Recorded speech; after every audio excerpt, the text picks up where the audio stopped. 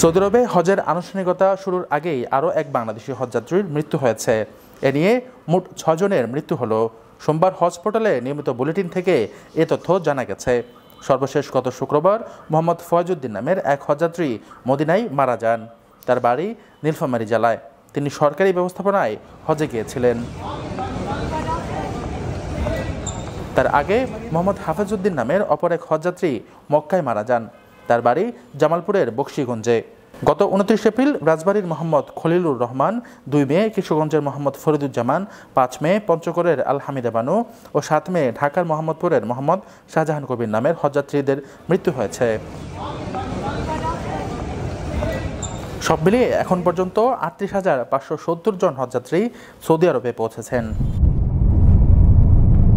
আপনার স্বপ্নগুলো আকাশ ছুবে প্রবাসীর হেলিকপ্টারের মাধ্যমে। বিয়ে, জন্মদিন অথবা যে কোনো বিশেষ প্রয়োজনে হেলিকপ্টার ভাড়া করতে যোগাযোগ করুন স্ক্রিনে দেয়া নাম্বারে। প্রবাসীর হেলিকপ্টার, নিরাপদ ও সাশ্রয়ী বাহনের বিশ্বস্ত নাম।